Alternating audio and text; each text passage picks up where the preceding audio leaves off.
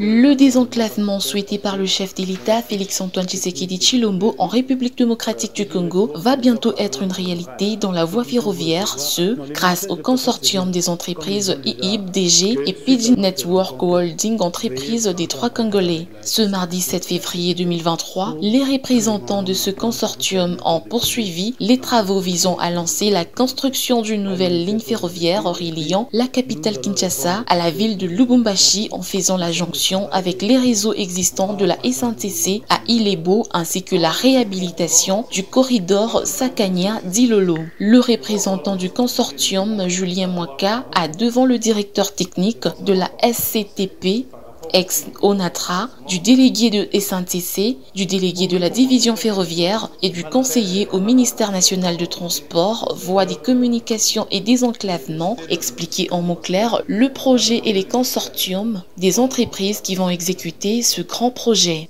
Nous sommes venus faire cette réunion avec le ministère et justement c'est à ce point-là que nous sommes pour la suite, donc la faisabilité, comme nous devons faire jonction avec la SCTP, donc à partir de la cité ferroviaire moderne, nous devons relier la gare centrale. PG Network, qui est une société locale, ne pouvait pas faire face d'emblée par rapport à ces grands projets. C'est comme ça que vous voyez dans le cadre là-bas, c'est IIB, DG.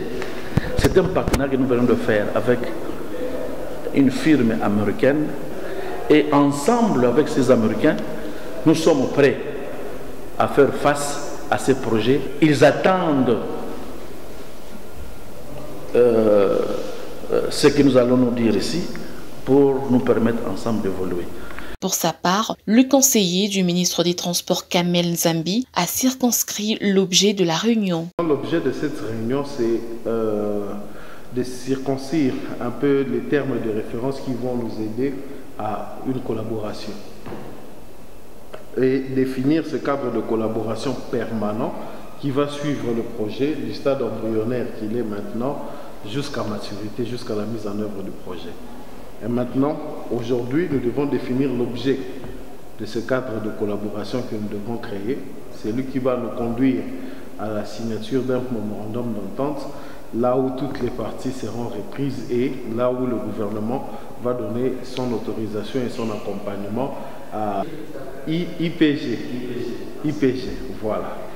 Nous sommes devant les techniciens, surtout de la SCTP, pour essayer un peu de voir comment ce raccordement va se faire. En qualité du directeur technique de la SCTP, Medar Simba a réaffirmé la bonne volonté de sa société d'accompagner ce projet techniquement.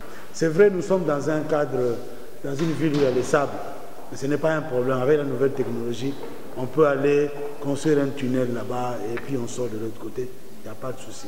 Au sortir de la salle, Julien Mwaka a exprimé sa satisfaction des échanges avec toutes les parties. Ça s'est passé très bien, vous savez, sous le haut patronat du chef de l'État, M. Félix-Antoine Tshisekedi Tshilombo, que nous saluons en passant, qui lui a une vision. Et sa vision est que le Congo aille de l'avant. Alors surtout dans le secteur ferroviaire, qui est notre secteur à nous, nous sommes venus en tant que fils du pays, nous sommes venus avec un plus pour l'accompagner par rapport à ses lourdes charges. Donc voilà ce qui justifie notre présence au ministère des Transports et nous sommes prêts à évoluer avec le gouvernement. Le consortium a suivi la voie légale et rassure le lancement des travaux qui va intervenir incessamment. Effectivement, avec nous, ça va bien marcher parce que nous avons suivi la procédure normale. Nous avons respecté les étapes du gouvernement congolais et nous voici à la fin de nos démarches et bientôt nous allons commencer la réalisation de nos projets. Il s'y est de signaler que le consortium s'est engagé aussi à mettre en circulation plusieurs locomotives sur les tronçons pour desservir la population ainsi que la construction d'une cité ferroviaire moderne à Maluku.